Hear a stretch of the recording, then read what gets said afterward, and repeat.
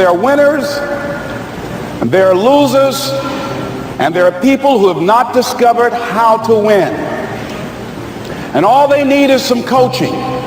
All they need is some help and assistance, just a little support. All they need is some insight or a different strategy, a plan of action to make some adjustments that will open up the key to a whole new future for them, that will give them access to the unlimited power that they have within themselves. That's all that they need. So what I want you to do is think about something you want for you, that's real for you, that's important for you, that will give your life some special meaning and power. And I don't even want you to say, I can do that. I don't want you to assume that.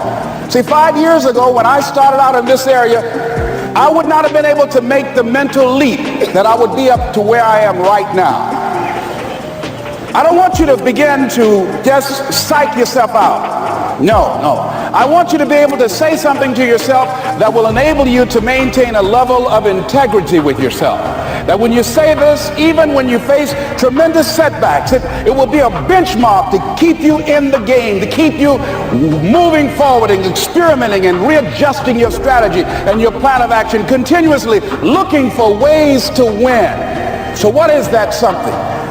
When you got an idea you want to move on, you might not have the money, you might not have the education, you might not have the support or the resources you need. What is that something that can keep us going, that will enable us to act on our dream? What's one of those keys that will begin to help us to discover the secrets to our dream?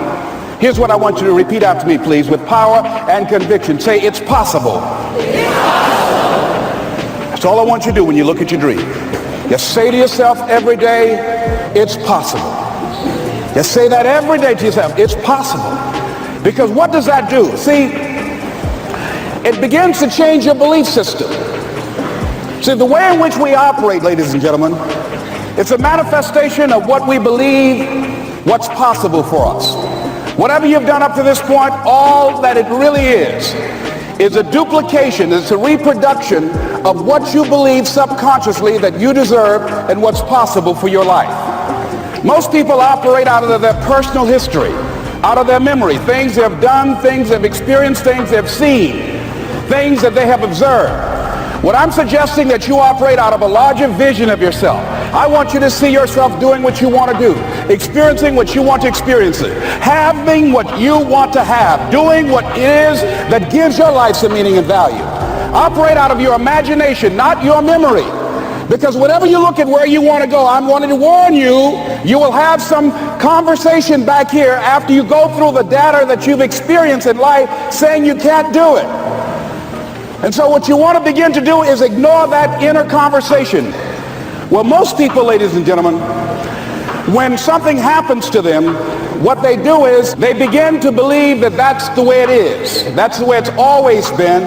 And they can't see the possibility of it being any different. Example, before April 1954, the common belief, the universal belief, because it had been tried again and again and again and people had failed, the belief was that man was not physically capable of breaking the 4-minute barrier, that he could not run a mile in less than 4 minutes. That was the belief on the planet. It had never been done. But here's what happened, ladies and gentlemen. Roger Bannister came along and he broke the 4-minute barrier. Now here's what's significant about that. Since that time, up to this day, over 20,000 people have done it, including high school kids. What changed?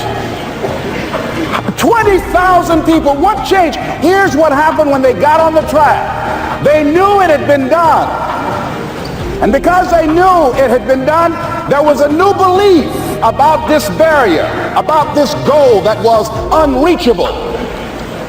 And those 20,000 people got in the race believing, knowing in their heart that someone had done it, that it's possible, that they could do it. And I'm saying that if you know anybody that had some goal, some dream, something they wanted to do, and they did it, the nice thing that you know in your heart that if someone has done it, then you can do it. It's possible. And that if someone can make their dream become a reality, that it's possible that you can make your dream become reality. And so as you begin to look at where you want to go, beginning to embrace that, it's possible.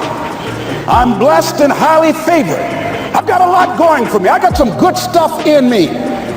And it's possible that I can bring my greatness out here in the universe.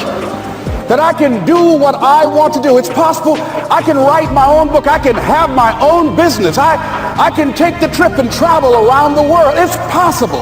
I can bounce back from adversity and reinvent my life. It's possible. Regardless of where I am, the things can get better for me. It's possible. I'm thinking about two men right here in Chicago who are fairly successful, similar background, educated. They worked for a corporation for many years, and they were among many people that were laid off. Two guys who were very good friends. One went out looking for a job for several weeks along with the other one, and they faced disappointment and rejection again and again and again. They couldn't find any work, which is the story of many people across this country. One guy stopped. He became discouraged. He stopped going. He stayed home looking at television, became very argumentative and toxic with his wife, drinking beer, getting on the phone, talking to his other negative, unemployed friends. And he just gave up. The other guy kept looking for a job everywhere he could go. Every time he could get an opportunity, kept asking people, networking, checking the newspapers every day. Kept going everywhere he could, trying to find a job. You have too much education. You're overqualified. You won't be here long enough. He kept going. He kept going. He went to a place and said, look here, I tell you what, if you can't hire me, and I know you can use my talents, abilities, and skills, I don't want to sit home and do nothing. Just let me do some volunteer work. You don't have to give me anything, all right? I just want to work. I want to be busy. Guy said, okay, it's on you now, but don't expect me to give you anything. It's okay. This guy came in and worked. He was the first one there.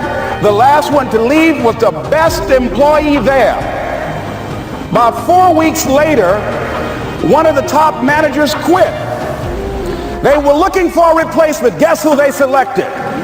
This other guy. This guy who was volunteering his time. He got the job. What was the difference between the two men? Eyesight and mindsight. Eyesight is judging on what you see.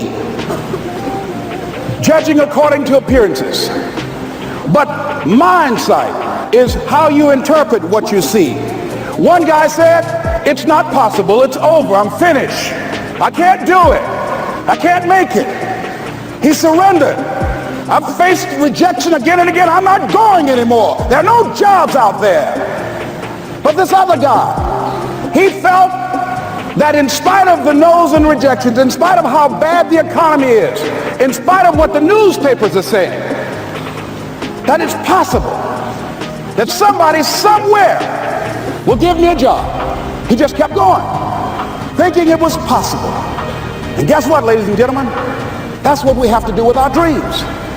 Because things happen to you in life that you can never, ever anticipate. And many times when those things happen, you want to give up. I remember when I was in broadcasting, when I was a disc jockey, I became very controversial, not only being a disc jockey, but I felt that radio was something that you not only entertain people with, but you also empower them, you educate them. And I got fired. I didn't just leave, they fired me. That was a shock. I said, wait a minute.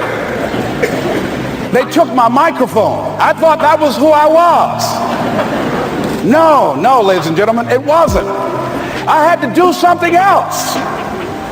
And I didn't know what else I could do. See, here's what I'm looking at. What are the uses for your life right now that you haven't even reached for yet? See, I believe that when you don't have enough encouragement to act on your dreams or ideas, or you're not enlightened enough, that life will act on you.